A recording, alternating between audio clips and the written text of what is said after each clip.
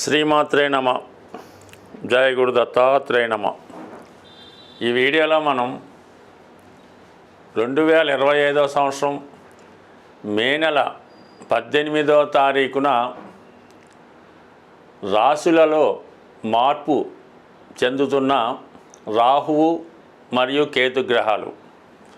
అంటే ప్రస్తుతం రాహు మీనరాశి నుంచి కుంభరాశిలోకి, కేతువు కన్యారాశి నుంచి సింహరాశిలోకి మారడం జరుగుతుంది. ఇప్పుడు మనం వివిధ రాశుల వారి మీద రాబోయే 18 నెలల్లో కేతుగ్రహం ఎటువంటి ప్రభావాన్ని చూపడం జరుగుతూ ఉంది అన్న విషయాన్ని మనం ఈ వీడియోలో పరిశీలిద్దాం. సాధారణంగా రాహు కేతువులు ఒక 180 డిగ్రీస్ యాంగిల్లో ఉంటూ రెండు ఒకేసారి రాశులు మారడం జరుగుతూ ఉంటుంది. అంటే ఇప్పుడు రాహు కేతువు రెండు గ్రహాలు ఒకసారి మారినప్పటికి కూడా రాహు ఏ భావంలో ఉంటాడో ఆ భావం యొక్క ఫలితాల్ని ఎక్స్పాండ్ చేయడం జరుగుతూ ఉంటుంది. అయితే కేతువు ఏ భావంలో ఉంటే ఆ భావ ఫలితాలని తగ్గించడం జరుగుతూ ఉంటుంది. అంటే కేతువు జ్ఞానకారకుడు, వైరాగ్యకారకుడు, అలాగే బ్రహ్మచర్యానికి కారకుడు. ఏదైనా త్యాగానికి సిద్ధంగా ఉండే గ్రహం కేతు గ్రహం కాబట్టి సాధారణంగా కేతువు హృదయంతో ఆలోచించడం జరుగుతూ ఉంటుంది. అంటే రాహు హెడ్, అందుకని రాహుకి ప్రపంచంలో అన్నీ తనకే కావాలని, సంపదంతా తన సొంతమే కావాలని, తను మాత్రమే బాగుండాలనే రాహు ఆలోచన ఉంటుంది. రాహు అంటే కేవలం తల, అది ఆకాశం నుంచి భూమిలోకి, అంటే భూమిలో ఉన్నటువంటి తన దేహం కోసం చూస్తూ ఈ ప్రపంచంలో ఉన్నటువంటి కోరికలన్నీ తనకు కావాలని కోరుకుంటాడు రాహు. అందుకే రాహు ప్రభావం ఉన్నటువంటి జాతకులు అనేక అనైతిక అక్రమ మార్గాల ద్వారా ధనాన్ని సంపాదించడం జరుగుతూ ఉంటుంది. మరి కేతు అలా కాదు. కేతు కేవలం మొండె భాగం మాత్రమే, అంటే తల లేకుండా కేవలం మొండెం మాత్రమే ఉంటుంది. మరి కేతువు ఆకాశం వంక చూడటం వల్ల జ్ఞానకారకుడు, వైరాగ్యకారకుడు అవుతూ ఉంటాడు. ఏ కోరిక, ఏ వ్యామోహం ఉండదు. మరి అందరూ బాగుండాలి, అందరూ క్షేమంగా ఉండాలి అన్నటువంటి ఆలోచనతో రాహు కేతు ఉండడం జరుగుతుంది. దాని తర్వాత ఏంటంటే కేతువు ఏ భావంలో ఉంటే ఆ భావం మీద వ్యామోహాన్ని, కోరికని తగ్గించడం జరుగుతూ ఉంటుంది. మరి ఈ విధంగా ఈ రాహు కేతువులు మార్పు చెందడం వల్ల మరి వివిధ రాశుల వారి మీద కేతువు యొక్క ప్రభావం ఏ విధంగా ఉంటుంది అన్నది పరిశీలిద్దాం. సాధారణంగా కేతువు విఘ్నేశ్వరుడు యొక్క ప్రతిరూపంగా చెప్పడం జరుగుతూ ఉంటుంది. అందువలన ఈ కేతువు ఏ రాశిలో ఉంటే ఆ రాశికి సంబంధించిన ఫలితాలు మనకు కావాలంటే ఎక్కువగా విఘ్నేశ్వరుని ఆరాధించడం వల్ల, అలాగే కొత్త విషయాలు తెలుసుకోవాలన్నా, మనలో ఉన్నటువంటి జ్ఞానాన్ని పెంచుకోవాలన్నా, విజ్ఞాన సంపద పెరగాలన్నా కేతువు యొక్క ఆశీస్సులు తప్పక ఉండవలసిందే. అయితే రాహు కేతువు రెండు ఎదురెదురు రాశుల్లో ఉండడం వల్ల కంపల్సరిగా వీళ్ళిద్దరి ప్రభావం కలిపే వివిధ రాశుల మీద రావడం జరుగుతుంటుంది.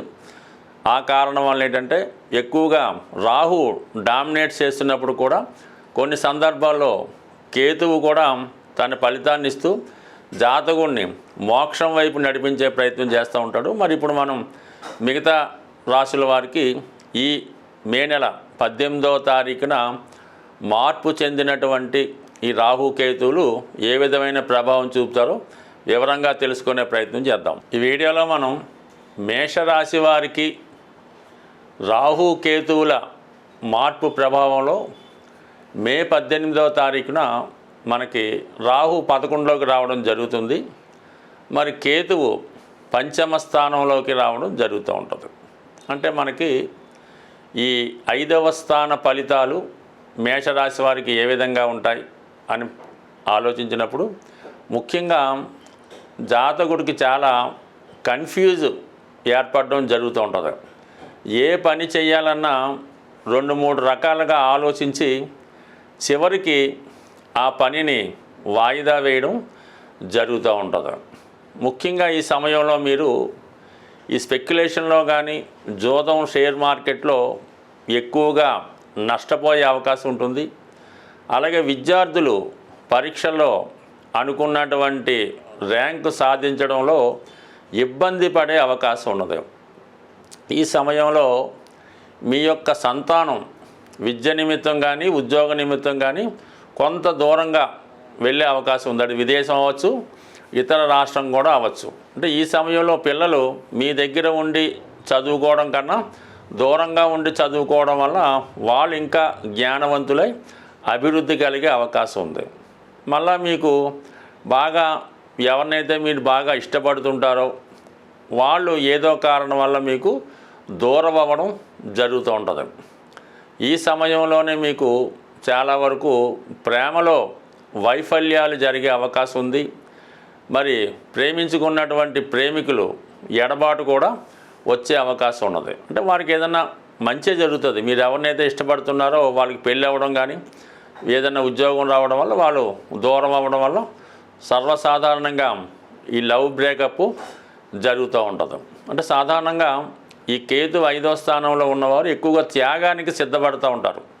అందువల్ల ఎంత బాగా ఇష్టపడినప్పుడు కూడా అవతల అమ్మాయికో అబ్బాయికో మంచి అవకాశం వస్తుందంటే కామన్గా వీళ్ళు మరి దాన్ని త్యాగం చేసి ప్రేమించిన వారి యొక్క అభివృద్ధికి వారి యొక్క శ్రేయస్సు కోరుకొని కామ్గా ఉండి మంచి కావాలని కోరుకుంటూ ఉంటారు. అంటే నిజమైన ప్రేమ అన్నది ఈ పంచమ స్థానంలో కేతు ఉన్న వారి మీద ఎక్కువగా ఉండడం జరుగుతూ ఉంటారు. ఈ సమయంలో ఉన్నత విద్య అభ్యసిస్తున్నవారు విద్యా సంబంధించిన విషయాలు కాకుండా ఇతర విషయాల మీద ఆసక్తి కలగడం జరుగుతూ ఉంటుంది. మీలో ఉన్నటువంటి నైపుణ్యానికి తెలివితేటలకి చాలా వరకు ఈ సమయంలో గుర్తింపు రావడం జరుగుతూ ఉంటుంది. మీరు ఒక సినిమా ఇండస్ట్రీలో ఉన్న, ఒక రచయితగా ఉన్న, ఒక సాఫ్ట్వేర్ రంగంలో ఉన్న, మీరు కనిపెట్టినటువంటి కానీ మీరు తయారు చేసినటువంటి ప్రోడక్ట్కి మంచి వాల్యూ రావడం జరుగుతుంది. ఒకేసారి మీరు మీ యొక్క తెలివితేటల్ని మీ యొక్క విద్వత్తుని గుర్తించి ఒకేసారి మీ యొక్క నేమ్ అండ్ ఫేమ్ పెరిగే అవకాశం ఉంది. అంటే చాలామంది అంటారు, ఇంతకాలం బట్టి మీరు ఎక్కడున్నారండి, ఈ సమయంలో వచ్చారు, చాలా బాగా మనకు ఉపయోగపడడం జరిగింది అన్న విధంగా మీ యొక్క నేమ్ అండ్ ఫేమ్ పెరిగే అవకాశం ఉంది. అలాగే మీరు చాలా భవిష్యత్తుని ఊహించే విధంగా ఉంటారు కాబట్టి మరి మీరు ఒక న్యాయవాదిగా ఉన్నా, ఒక టీచర్గా ఉన్నా, ఒక శాస్త్రజ్ఞుడిగా ఉన్నా, లేదంటే ఒక జ్యోతిష్కుడిగా ఉన్నా మరి భవిష్యత్తును ముందుగా ఊహించి వారి యొక్క కేసులు కానీ విద్యార్థుల్ని మంచి మార్గంలో నడిపించడం కానీ మీరు చెప్పింది కూడా జరిగే విధంగా అవకాశం ఉంది. అలాగే మీరు ఈ సమయంలో మీ ఇష్ట దేవతని కనుక్కొని ఆమెను ఆరాధించడం వల్ల కూడా లాభం కలుగుతుంది. అలాగే మీకు మంచి ఫాలోవర్స్ కానీ శిష్యులు కానీ ఏర్పడడం వల్ల మీరు ఏ రంగంలో ఉన్నప్పుడు కూడా మీ యొక్క శిష్యుల యొక్క అభివృద్ధి లేదంటే మీ సంతానం యొక్క అభివృద్ధి మీకు చాలా ఆనందాన్ని కలిగించే అవకాశం ఉంది. అయితే సంతానం కొరకు ఆశిస్తున్నటువంటి దంపతులు మాత్రం కంపల్సరిగా తగు విధమైనటువంటి జాగ్రత్తలు తీసుకోవాల్సి ఉంటుంది. అంటే ఈ సమయంలో మరి ఎవరైనా స్త్రీలు కన్సీవ్ అయ్యి ఉంటే వారు మరి డెలివరీ అయ్యేంత వరకు సరైనటువంటి వైద్య పర్యవేక్షణలో ఉండడం, లేదంటే ఏదైనా దైవారాధన సుబ్రహ్మణ్య స్వామిని పూజించుకోవడం వల్ల చక్కగా మీకు సత్సంతానం కలిగే అవకాశం. కేతుగ్రహం మనకి సంపూర్ణంగా సహకరించాలంటే మరి విఘ్నేశ్వరుడి యొక్క ఆరాధన వల్ల మనకి కేతువు సంతృప్తి చెందడం జరుగుతూ ఉంటుంది. అందుకని కంపల్సరిగా ఈ కేతువు పెట్టినటువంటి ఇబ్బందులు నుంచి, అంటే కేతువు ఇబ్బందులే ఉంది, ఏ పని ప్రారంభించినా మధ్యలో ఆగుతుంటుంది. మనం ఒక ప్రయత్నం కోసం వెళ్తే వేరే ప్రయత్నం జరుగుతూ ఉంటుంది. విద్యార్థులకి చదువు మీద ఆసక్తి తగ్గి మిగతా విషయాల మీద ఆసక్తి వెళ్తుంది. బట్ ఏదైనా కంపల్సరిగా కేతుగ్రహం అంటే విఘ్నేశ్వరుడు యొక్క ఆరాధన, సంకటనాశన గణేష్ స్తోత్రం చదువుకోవడం, సంకష్టహర చతుర్థి రోజు కంపల్సరిగా ఉపవాసం ఉండి విధి విధానంగా మరి ఉదయం పూట ఏదన్నా గణపతి హోమం జరుగుతుంటే అందులో పాల్గొనడం, ప్రదోష వేళ సాయంకాలం అభిషేకంలో పాల్గొనడం వల్ల చక్కగా ఈ యొక్క విఘ్నేశ్వరుడు యొక్క అనుగ్రహంతో కేతుగ్రహ అనుగ్రహం లభిస్తుంది. సింపుల్గా ఏంటంటే ఆదివారం కానీ మంగళవారం కానీ ఎండు ఖర్జూరం అన్నది ఒక 7 ఎండు ఖర్జూరాలు, అలాగే ఒక చిల్లర నాణం 10 రూపాయలదో 20 రూపాయల నాణ్యం తీసుకొని మరి అలాగే ఒక 7 మంది సాధువులకి, అక్కడ అంటే సాధువులు అంటే మామూలుగా అక్కడ టెంపుల్ దగ్గర ఉన్నటువంటి ఈ కాషాయ రంగు ధరించిన వాళ్ళకి ఒక 7గురికి డొనేట్ చేయడం వల్ల మనకి కేతుగ్రహ అనుగ్రహం లభిస్తుంది.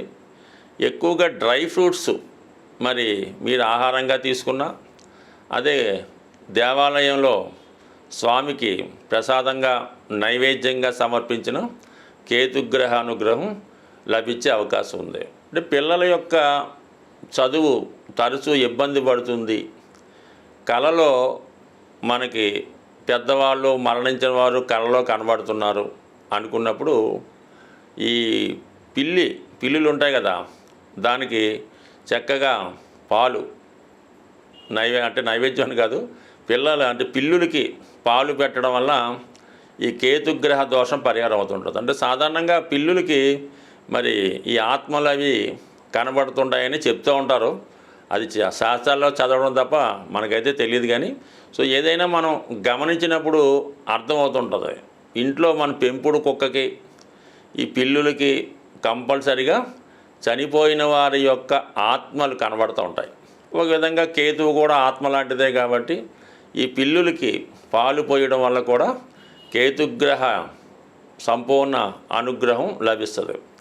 ఇంకా మీకు మరీ ఇబ్బందులుగా ఉంది, అసలు పిల్లవాడు ఏం మాట పట్టించుకోవట్లేదు, ఏమీ కుటుంబ విషయాలు ఏమీ పట్టించుకోవడం లేదు, చాలా వైరాగ్యంగా ఉన్నాడు, ఏదో పిచ్చి పట్టినట్టు దెయ్యం పట్టినట్టు తిరుగుతున్నాడు, జుట్టు అంతా పెంచుకున్నాడు, బట్టలు మార్చుకోవటం లేదు, స్నానం చేయడం లేదు అనుకున్న వాడిని ఏదైనా అంటే ఈ శ్రీశైలం తిరుపతి లాంటిలో కొన్ని ఆశ్రమాలు ఉంటాయి, ఋషుల యొక్క ఆశ్రమాలు అవి ఉంటుంటాయి, అందులో చేర్పించి కొన్నాళ్ళ పాటు అక్కడ సేవ చేసుకునే విధంగా పెట్టడం కానీ, లేదనుకుంటే కొంతగా బాగుంటే మీ దగ్గరలో ఉన్నటువంటి దేవాలయం పొద్దున్నే ఎర్లీ మార్నింగ్ 4 గంటలు లేచి పరిశుభ్రంగా దాన్ని శుభ్రం చేసి వచ్చిన భక్తులకి సేవ చేయడం ద్వారా కూడా కేతుగ్రహ అనుగ్రహం సంపూర్ణంగా లభిస్తుంది. అలాగే మరి ది బెస్ట్ రెమెడీ అంటే బ్రహ్మముహూర్తంలో లేచి విష్ణు సహస్రం అంటే బ్రహ్మముహూర్తంలో లేచి శుభ్రంగా కాలకృత్యాలు తీర్చుకున్న తర్వాత విష్ణు సహస్రనామాన్ని పారాయణ చేయడం వల్ల సమస్త దోషాలు తొలగే అవకాశం ఉంటుంది. అలాగే శివునికి రుద్రాభిషేకం చేసుకోవడం ద్వారా, అంటే ఏ దైవ కార్యక్రమం చేసుకున్నా కేతువు సంతృప్తి చెందుతూ ఉంటాడు. అంటే కేతువు సంతృప్తి చెందితేనే మీకు మిగతా గ్రహాల యొక్క అనుకూలత అది లభించే అవకాశం ఉంది. కాబట్టి ఏదైనా ఒక పని చేసినప్పుడు నమ్మకంతో నిజాయితీగా శాస్త్రంలో ఏ విధంగా ఉంటుందో ఆ విధంగానే చేస్తేనే ఫలితం వస్తుంది. దాని తర్వాత ఏంటంటే శాస్త్రాల్లో కూడా శక్తి కొలది అన్నారు. అంటే డబ్బులు లేనివాడు ఏదో ఒక 1/2 లీటర్ ఆవు పాలతో శివుడికి అభిషేకం చేయొచ్చు, కానీ బాగా కోటీశ్వరుడు కూడా అది వర్తించదు. అతని స్థాయికి తగ్గట్టుగా అతను అభిషేకం చేయించుకుంటేనే అతనికి ఆ ఫలితం వస్తుంది తప్ప అందరికీ ఒకే నియమైతే ఉండదు.